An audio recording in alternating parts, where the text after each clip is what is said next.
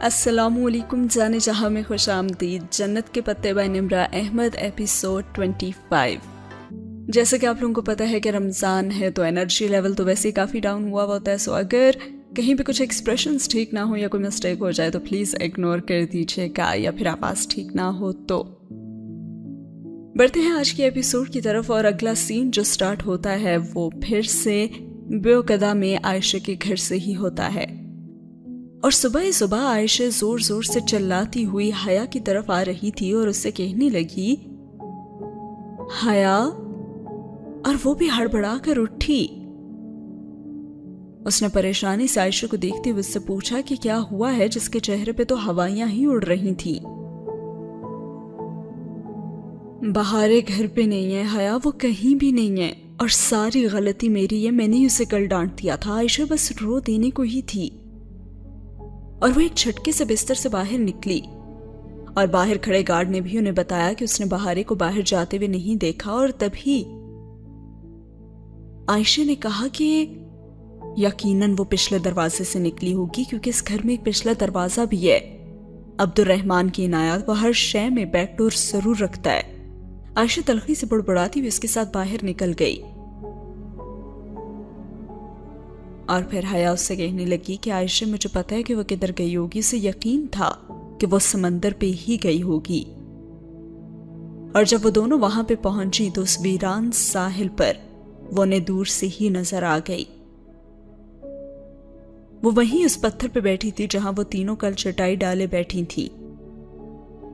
اس کے گھنگریالے بال ہوا سے اڑ رہے تھے اور وہ خالی خالی نگاہوں سے سامنے سمندر کو دیکھ رہی تھی. اس کے ایک ہاتھ میں سیپ تھا اور دوسرے میں چھرا. عائشہ بامشکل آنسو روکتی بھاگتی ہوئی بہارے کے گلے لگ گئی. بہارے تم ایسے کیوں آ گئی, میں اتنی پریشان ہو گئی تھی. اور بہارے نے بھی ویران سی نگاہیں اٹھا کر اسے دیکھا اور پھر ہاتھ میں پکڑے سیپ عائشہ کے سامنے کی. عائشہ, میرا سیپ پھر خالی نکلا. اس نے بہت دکھ سے سیپ کھول کر دکھائی. اور عائشہ سے کہنے لگی تم میرے سارے موتی لے لینا, میں انہیں اب بازار میں بھی نہیں بیچوں گی.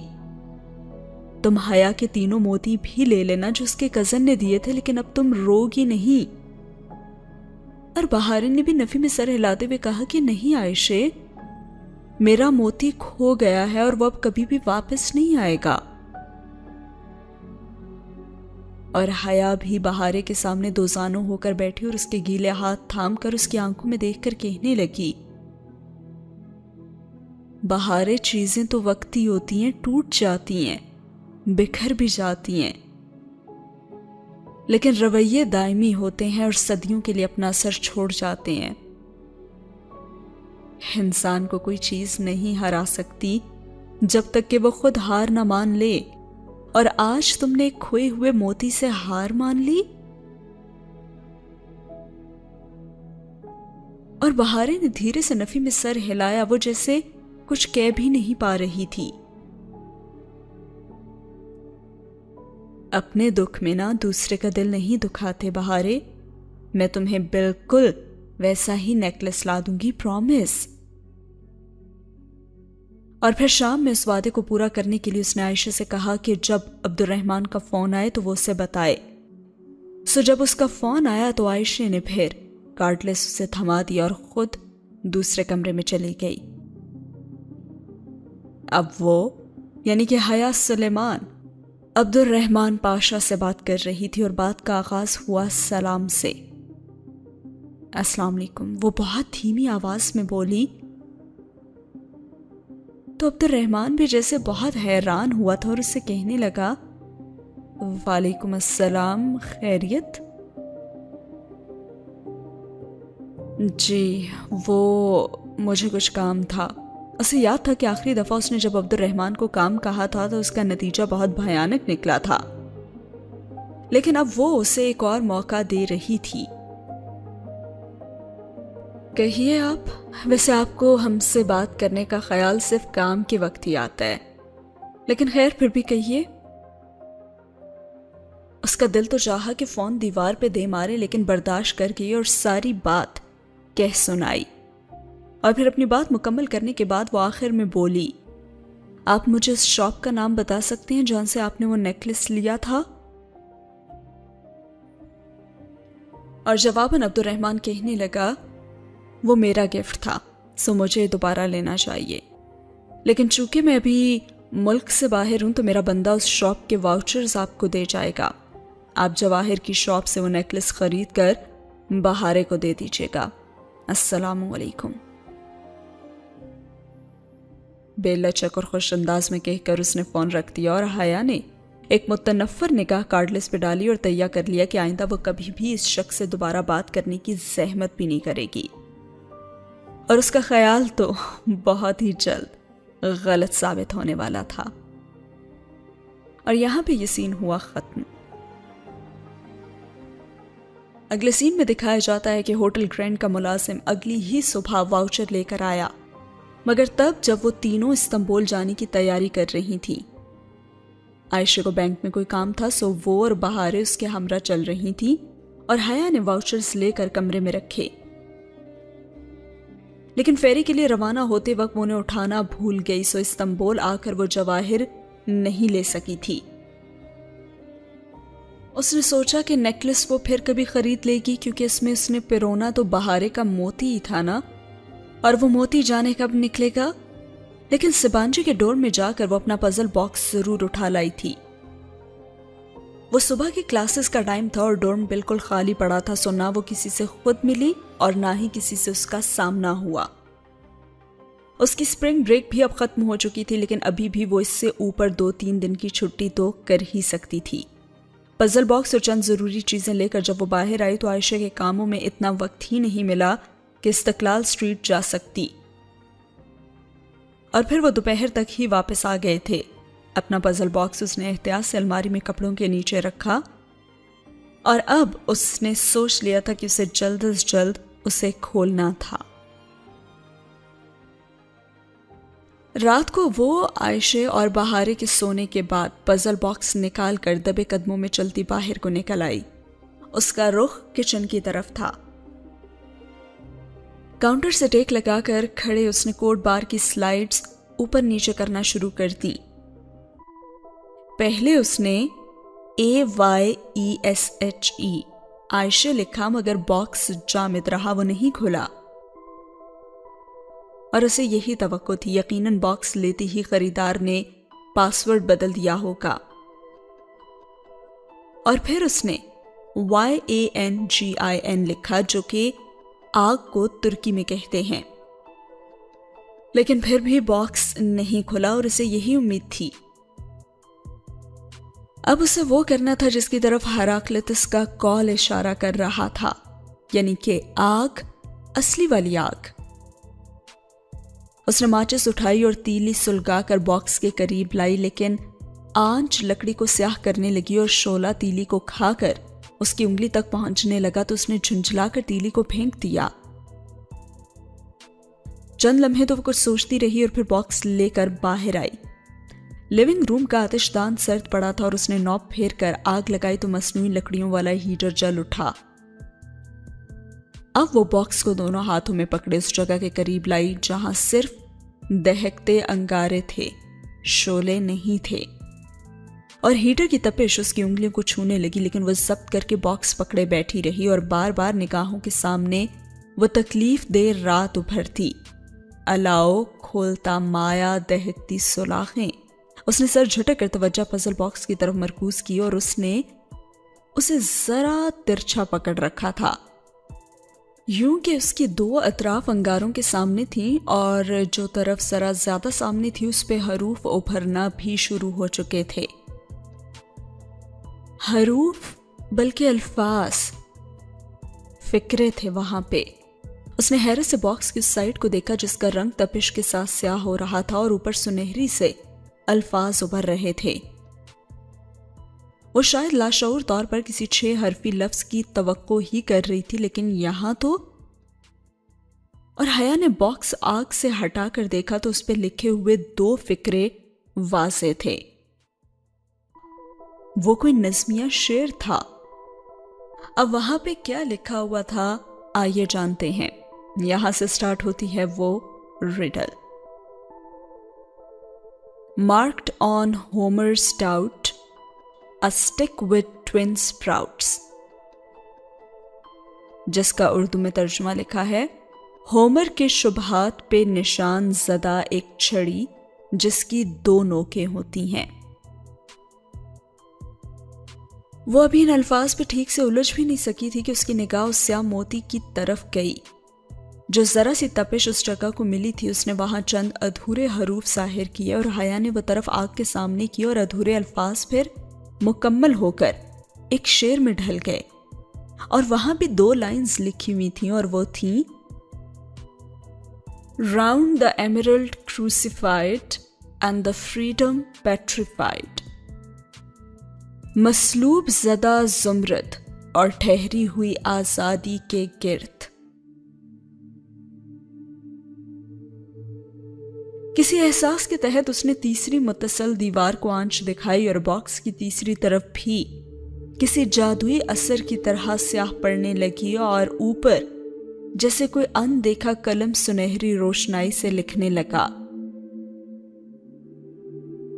Snapped there a blooded pine, split there some tears divine. جس کا اردو میں ترجمہ کچھ یوں ہے کہ ادھر خون میں ڈوبا صنوبر چٹکتا تھا اور آفاقی آنسو بکھرتے تھے۔ اب وہ کوٹ بار سے متصل 2 دیواروں اور تیسری جو کوٹ بار کے بالکل متوازی تھی حروف سے بھر چکی تھی،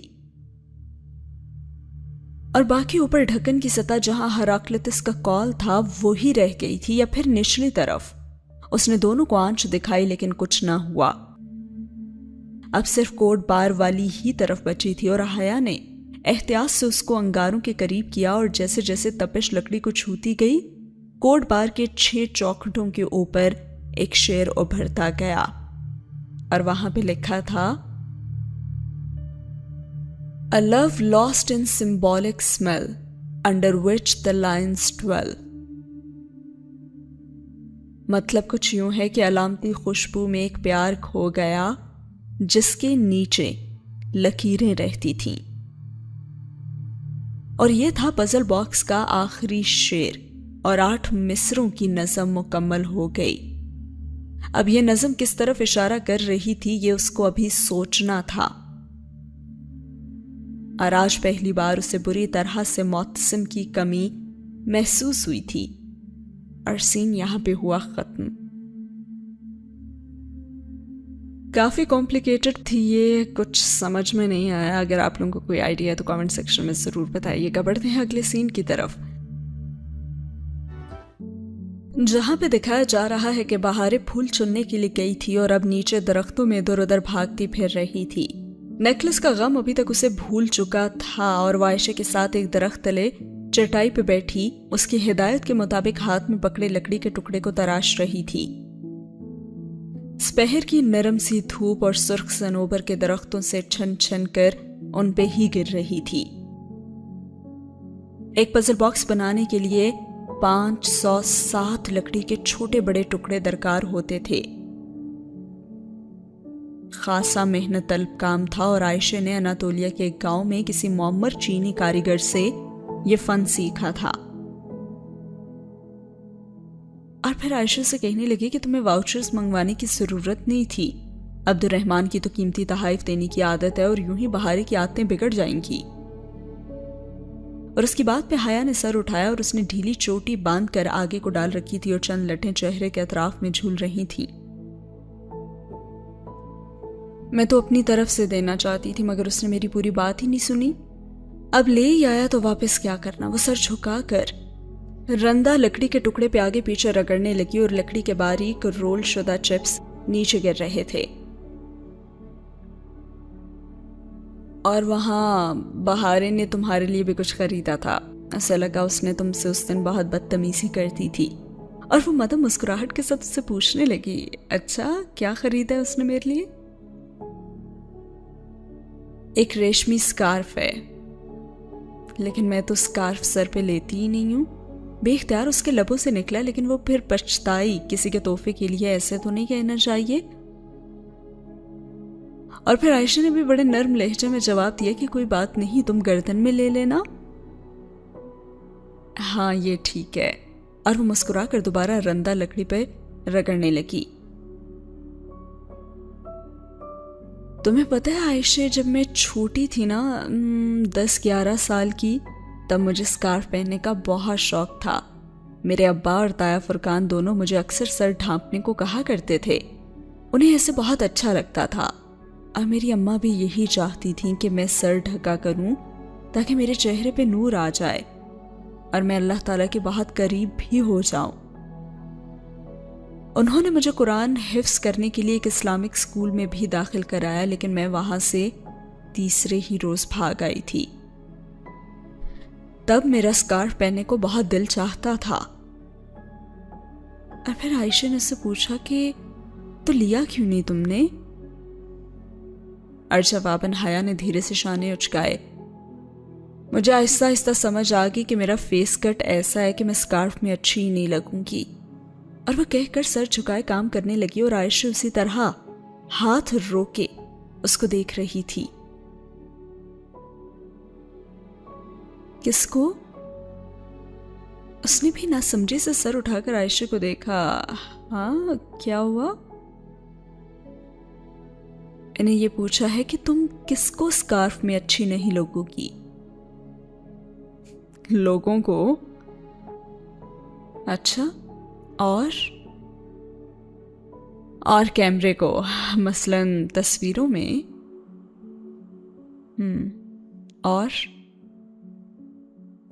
اور خود کو بھی۔ اور پھر عائشہ دھیرے سے مسکرائی اور اس سے کہنے لگی، اور اللہ تعالیٰ کو؟ اس کی سب آنکھیں نرم دھوپ میں سنہری لگ رہی تھیں۔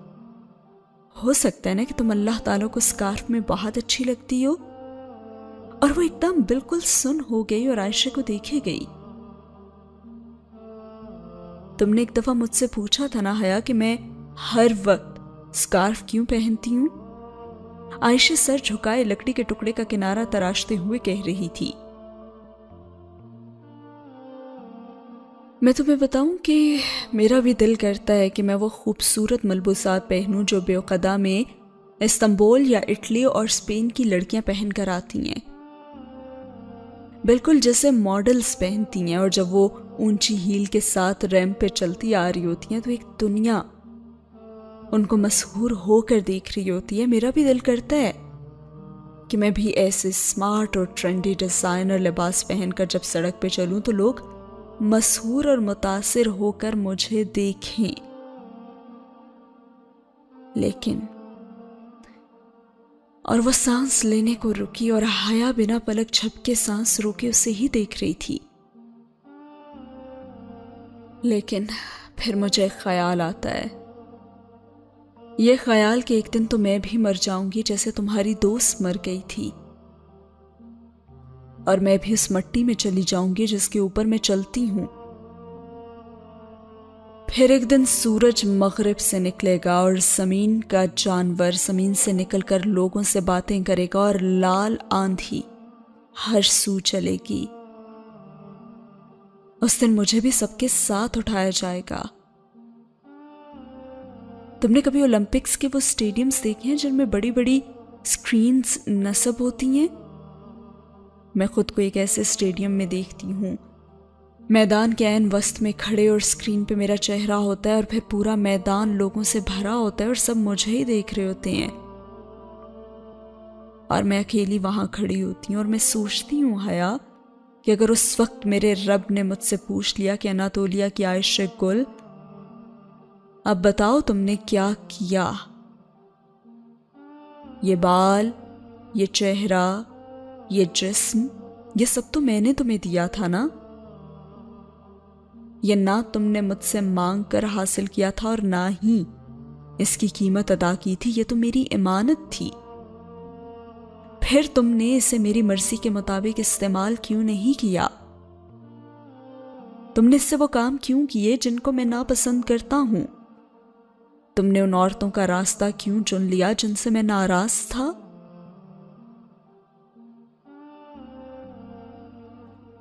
میں نے ان سوالوں کے بہت جواب سوچے ہیں حیا، لیکن مجھے کوئی بھی جواب مطمئن نہیں کرتا۔ روز صبح سکارف لینے سے پہلے میری آنکھوں کے سامنے ان تمام حسین عورتوں کے دلکش سراپے گردش کرتے ہیں جو ٹی وی پہ میں نے کبھی دیکھی ہوتی ہیں، اور میرا دل کرتا ہے کہ میں بھی ان کا راستہ چن لوں۔ لیکن پھر مجھے وہ آخری عدالت یاد آ جاتی ہے، تب میں سوچتی ہوں کہ اس دن میں اللہ کو کیا جواب دوں گی۔ میں ترازو کے ایک پلڑے میں وہ سراپا ڈالتی ہوں جس میں میں خود کو اچھی لگتی ہوں، اور پھر دوسرے میں وہ جس میں میں اللہ تعالیٰ کو اچھی لگتی ہوں، اور پھر میری پسند کا پلڑا کبھی بھی نہیں جھکتا۔ اللہ تعالیٰ کی پسند کا پلڑا کبھی نہیں اٹھتا۔ تم نے پوچھا تھا نا کہ میں سکارف کیوں لیتی ہوں؟ ہاں، میں یہ اس لیے کرتی ہوں کیونکہ میں اللہ کو ایسے ہی اچھی لگتی ہوں۔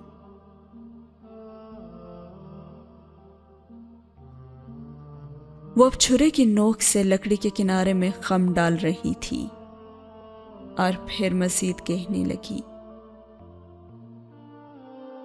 لڑکیاں سمندر کی ریت کی مانند ہوتی ہیں حیا، آیاں پڑی ریت اگر ساحل پہ ہو تو قدموں تلے روندی جاتی ہے، اگر سمندر کی تہہ میں ہو تو کیچڑ بن جاتی ہے، لیکن اسی ریت کا وہ ذرہ جو خود کو ایک مضبوط سیپ میں ڈھک لینا، وہ موتی بن جاتا ہے۔ جوہری اس ایک موتی کے لیے کتنے ہی سیپ چنتا ہے اور پھر اس موتی کو مخملی ڈبوں میں بند کر کے محفوظ تجوریوں میں رکھ دیتا ہے۔ دنیا کا کوئی بھی جوہری اپنی دکان کے شو کیس میں اصلی جیولری نہیں رکھتا، مگر ریت کے ذرے کے لیے موتی بننا بھی آسان نہیں ہوتا۔ وہ ڈوبے بغیر سیپ کو کبھی نہیں پا سکتا۔ اور حیا اب اسے نہیں دیکھ رہی تھی، بلکہ وہ سر جھکائے ریگمال لکڑی کے ٹکڑے پر رگڑ رہی تھی اور لکڑی کی گھنگریالی پتریاں اتر کر نیچے گر رہی تھیں۔ لیکن اب حیا کے اندر بھی کچھ ایسا ہی چٹک رہا تھا، لیکن کیا؟ وہ سمجھ نہیں پاتی تھی، اور کبھی کبھی تو اسے لگتا تھا کہ وہ کچھ بھی سمجھ نہیں سکے گی۔ اب کبرا کے گھر اور ان کے کھیت میں کام کرتے ہوئے اور ادا چائے کے پتے چنتے ہوئے اور ان کی مرغابیوں کو دانہ ڈالتے ہوئے وہ ایسے ہی چھوٹے چھوٹے سوالات عائشہ سے پوچھتی رہتی، لیکن عائشہ کے بتائے گئے 2 کو جب وہ کبرا کے بتائے گئے 2 سے جمع کرتی تو جواب 4 کے بجائے 400 نکلتا۔ اب اسے واقعی پھر سے عبد الرحمن پاشا کے فون کا انتظار تھا، کب وہ فون کرے گا اور وہ اپنے پتے پھینکے گی، کیونکہ کھیل تو پاشا نے شروع کیا تھا تو اسے ختم تو اب وہی کرے گی نا۔ اور پھر چندی روز میں سے یہ موقع مل گیا، فون کی گھنٹی بجی تو اس نے کارڈلیس اٹھایا اور اوپر سٹڈی میں آ گئی۔ ہیلو، اس نے بظاہر سادگی سے کہا، اور دوسری جانب چند لمحوں کی خاموشی چھائی رہی اور پھر اس کی بھاری اور کھردری آواز سنائی دی، حیا بی بی کیسی ہیں آپ؟ میں ٹھیک ہوں، آپ سنائیں؟ جی الحمدللہ۔ آپ کیا کر رہی تھیں؟ وہ محتاط لہجے میں پوچھ رہا تھا، جیسے اس کا فون اٹھانے کا مقصد ہی نہ سمجھا ہو۔ میں کہانی لکھ رہی تھی، کہیں تو سناؤں؟ اور اب کی بار وہ دوسری جانب متذبذب خاموشی چھائی رہی اور پھر وہ گہرے سانس لے کر بولا، جی سنا دیجئے۔ 3 سال پہلے کی بات ہے، انڈیا کا ایک عام سا اسمگلر اپنی ماں اور بھائی کے پاس بیوقدہ آتا ہے۔ اس کا بھائی ادا میں ایک بہت کامیاب ہوٹل چلا رہا تھا۔ دوسرا بھائی بھی اس کے ساتھ ہوٹل کے کاموں میں دلچسپی لینا پھر شروع کر دیتا ہے۔ بظاہر اسے اپنے بھائی کا بہت خیال ہے، لیکن آہستہ آہستہ وہ ہوٹل پہ قبضہ کرنے لگتا ہے۔ وہ اپنے بھائی کے تعلقات استعمال کر کے اپنے تعلقات بھی وسیع کرتا ہے، مافیا کے ساتھ روابط بھی بڑھاتا ہے، اور تو اور اس کی ایک عالمی دہشت گرد تنظیم سے بھی روابط ہیں۔ پھر آج سے ٹھیک 2 سال پہلے وہ اپنے بھائی کو کچھ یوں ہراساں کرتا ہے کہ ایک روز بیچارہ بھائی چپ چاپ اس ہوٹل کو چھوڑ کر چلا جاتا ہے۔ اس کے بعد لوگوں کو یہ بتایا جاتا ہے کہ وہ یونان میں ہے، لیکن در حقیقت وہ کہاں ہے یہ اس بڑے بھائی سے بہتر تو کوئی نہیں جانتا۔ اور جب اس سے باز پرس کرنے والا کوئی ہے بھی نہیں سوائے ایک بوڑھی عورت اور 2 معصوم لڑکیوں کے، تو یوں وہ ایک عام سا اسمگلر استنبول کے بارسوخ ترین افراد میں شامل ہو جاتا ہے۔ اب بتائیے کیسی لگی کہانی؟ کہتے ہیں تو پبلشنگ کے لیے دے دوں؟ اس نے بہت ہی معصومیت سے پوچھا تھا، لیکن آگے سے جواب بہت تلخ آیا تھا۔ اس نے کہا تھا، میں اس ساری بکواس سے کیا مطلب لوں؟ یہی کہ میرے بارے میں ذرا احتیاط سے کام لیجئے، ورنہ پیر کے نیچے دباؤ نا تو چونٹی بھی کاٹ لیتی ہے۔ اور AR پاشا کہنے لگا، بہت احسان فراموش لڑکی ہو، تو میں بھول گیا کہ اس رات تمہیں اس بحری جہاز سے نیم مردہ حالت میں کون ادھر لایا تھا؟ اور لمحے بھر کو تو وہ بالکل چپ رہ گئی۔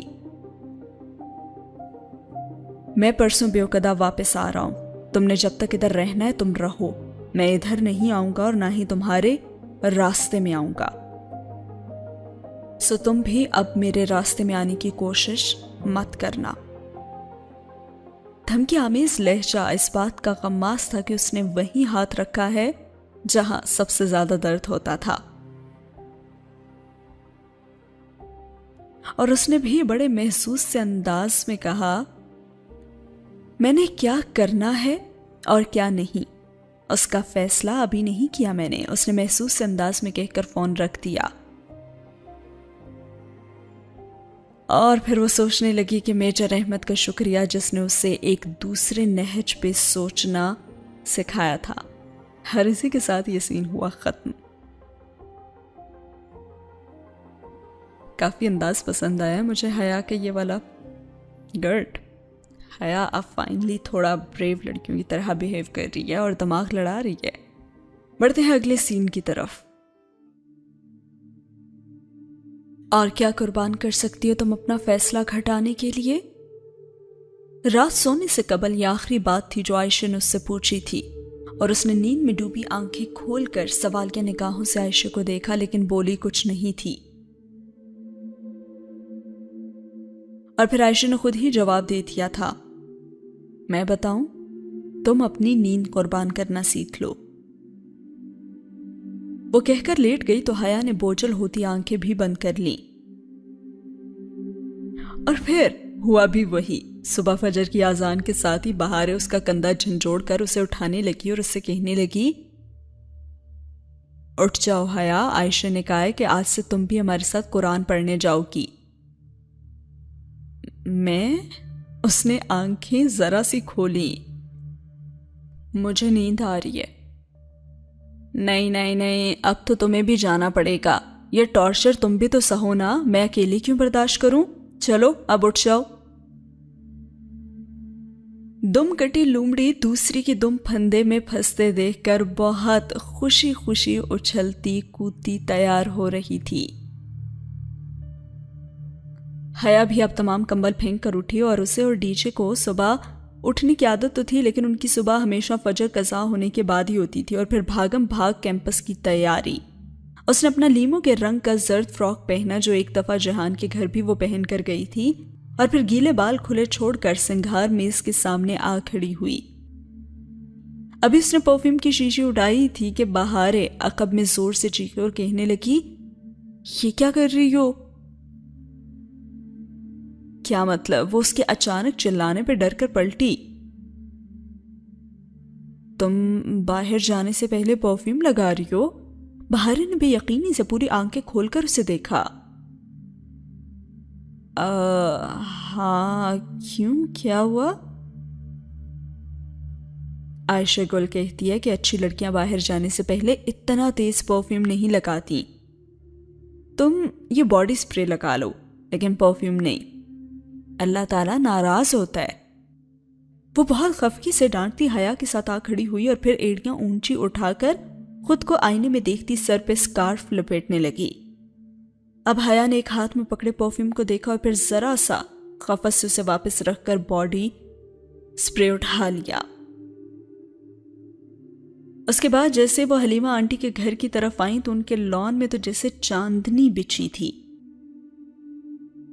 وہ مرکزی جگہ پہ بیٹھی تھی اور سارے چھوٹے بڑے بچے ان کے گرد نیم دائرے کی صورت میں بیٹھے ہوئے تھے۔ وہ تینوں جس وقت داخل ہوئیں ایک جگہ سے بچوں نے فوراً جگہ چھوڑ کر دائرہ بڑا کر دیا اور حلیمہ آنٹی نے ایک نرم مسکراہٹ ان کی طرف اچھال کر سر کو جنبش دی اور پھر وہ تینوں ساتھ ساتھ بیٹھ گئیں۔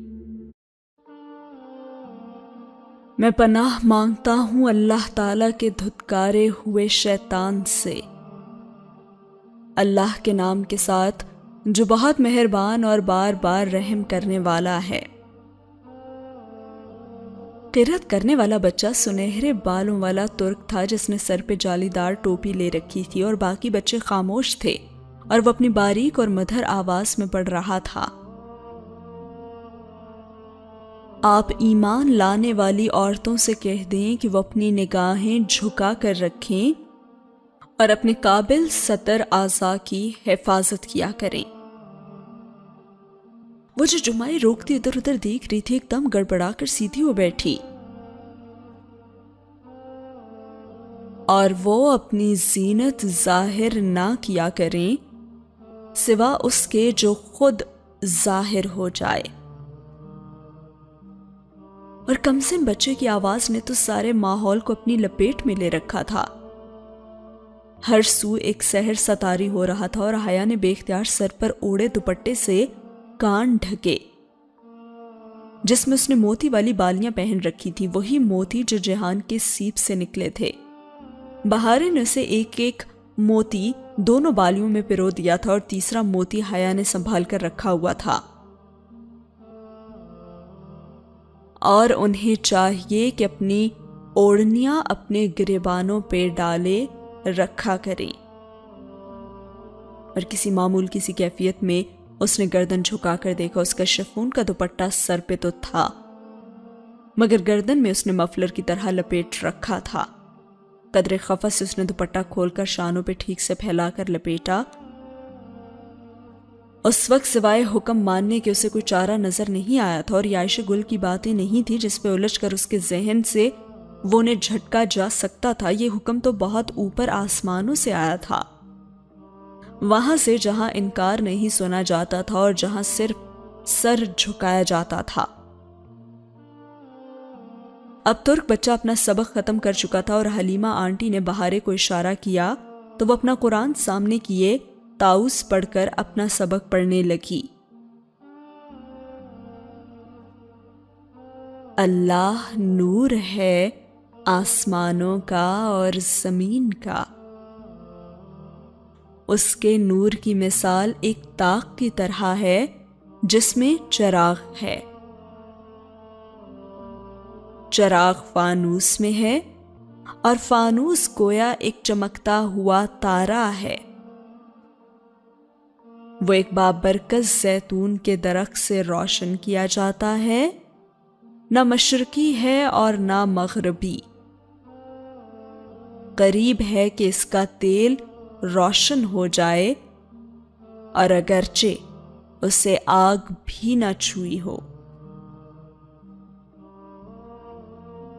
نور ہے اوپر نور کے، اللہ اپنے نور کی طرف راستہ دکھاتا ہے جسے وہ چاہتا ہے۔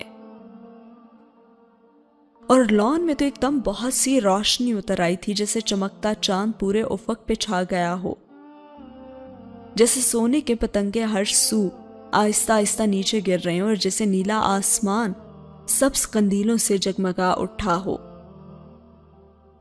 وہ اس طلسم میں گھری سحر زدہ سی ہوئی بس سنے جا رہی تھی اور پھر بہاریں پڑنے لگی، اور وہ لوگ جنہوں نے انکار کیا ان کے اعمال ایک چٹیل میدان میں سراب کی مانند ہیں۔ پیاسا اس کو پانی سمجھتا ہے، حتیٰ کہ جب وہ اس کے قریب آتا ہے تو اس کو کچھ بھی نہیں پاتا، اور وہ وہاں اللہ کو پاتا ہے اور پھر اللہ کو اس کا پورا پورا حساب دیتا ہے، اور پھر اللہ اس کو اس کا پورا پورا حساب دیتا ہے، اور اللہ جلد حساب لینے والا ہے۔